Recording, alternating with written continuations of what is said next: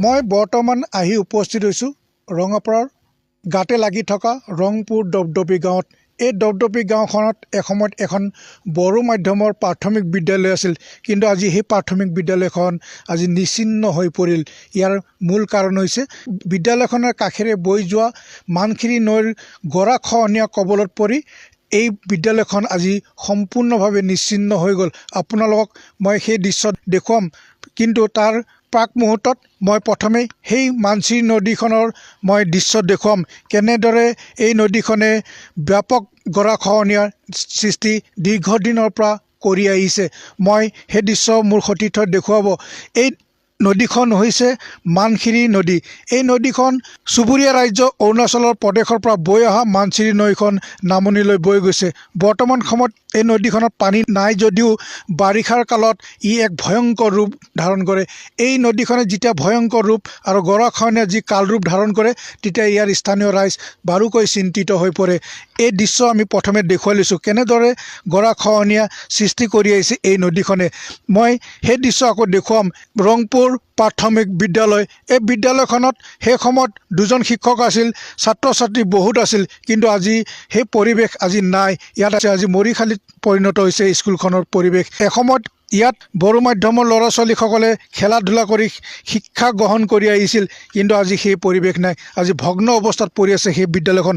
মোৰ সৈতে স্থানীয় ৰাইজ আছে, মই তেওঁলোকৰ পৰা সমগ্ৰ কথাখিনি মই জানিবলৈ চেষ্টা কৰিম যে সেই সময়ত এই স্থানত স্কুলখন কি ৰূপত আছিল আৰু এতিয়া বৰ্তমান কি ৰূপত পৰিণত হ'ল, সেই সকলো কথা আমি জানিবলৈ চেষ্টা কৰিম। স্থানীয় এজন ব্যক্তি আছে। দাদা, সেই সময়ত এটা সুন্দৰ এখন বড়ো মাধ্যমৰ স্কুল আছিল, ল'ৰা ছোৱালী বহুত আছিল, এতিয়া কেনেকুৱা ধৰণৰ পৰিৱেশ আৰু কি হ'ল? ছাৰ, আমাৰ সেইটো কথা হ'ল মানে বহুত দিনৰ পৰা আমি এই নদীখনৰ কাৰণে বহুত অসুবিধাত পৰি আছিল। এই অসুবিধাৰ কাৰণে আমি চৰকাৰকো জনাই আছিলে, কিন্তু চৰকাৰে আমাৰ কথাটো গ্ৰহণ কৰা নাই আৰু ব্যক্তিভাৱে ছাৰসকলে মনোযোগ দিয়া নাই। সেইটো কাৰণে সেইটো অৱস্থা হ'বলগীয়া হ'ল। আৰু হয়, প্লেটত লিখা আছে কিমান চনৰ পৰা আমাৰ এই স্কুলখন গঠন হৈছিল, সেইটো লিখা আছে। এতিয়া মই দূৰত আছোঁ, যেতিয়া মই কেনেকুৱা দেখাম। ঠিক আছে, মই পাহৰি আছোঁ। হয়, বৰ্তমান এই শৃংখলাটো উদ্দেশ্যটো হ'ল আমাৰ এই নদীখনৰ পৰা। এই নদীখনৰ কাৰণে আমাৰ এনেকুৱা অৱস্থা হ'বলগীয়া হ'ল। চৰকাৰক জনাইছিল, কিন্তু চৰকাৰে আমাক মনোযোগ দিয়া নাই। আৰু মই আৰু এজন ব্যক্তি আছে, কি ক'ব দাদা, কি হৈছিল? আচ্ছা, আমাৰ ইয়াত দপদপি ৰংপুৰ বিদ্যালয় স্কুলটো আগৰ পৰাই আমি জংঘলৰ ভাঙাৰ পৰাই আছিলে। এইটোৱে ফাৰ্ষ্ট আমাৰ চৰকাৰী বিদ্যালয় হৈছিলে। তাতে আমি আহি এতিয়া আমাৰ ভদ্ৰেশ্বৰ ব্ৰহ্ম ছাৰে ইয়াতে মানে ল'ৰা ছোৱালী পঢ়াই আমাৰ ইয়াৰ পৰাই একেবাৰে এম ই স্কুলত পঠাই দিলে। এম এ বি এ পঢ়ি আছে এতিয়ালৈকে তাৰ ল'ৰা ছোৱালীকেইটা। এতিয়া আহি আমাৰ অৱস্থাটো হ'লে ভদ্ৰেশ্বৰ ছাৰে ৰিটায়াৰ হৈ গ'ল। ৰিটায়াৰ হোৱাৰ পিছত আৰু নতুনকৈ আৰু মাষ্টৰ পঠাই দিছিলে চৰকাৰে ৰিটায়াৰ হোৱাৰ কাৰণে।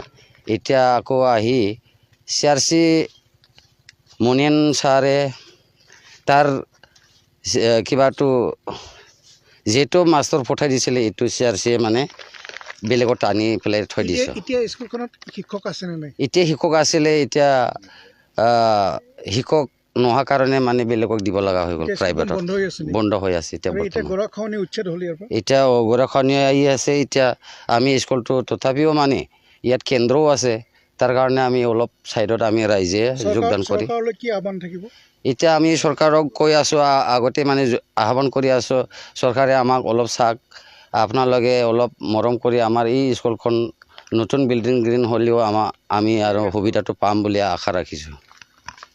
হয়, তেওঁলোকে চৰকাৰক এটা আহ্বান জনাইছে যে এটা অঞ্চলৰ যেতিয়া সামাজিক পৰিৱেশ উন্নত হ'ব লাগে, শিক্ষাৰ এটা প্ৰয়োজন হয়।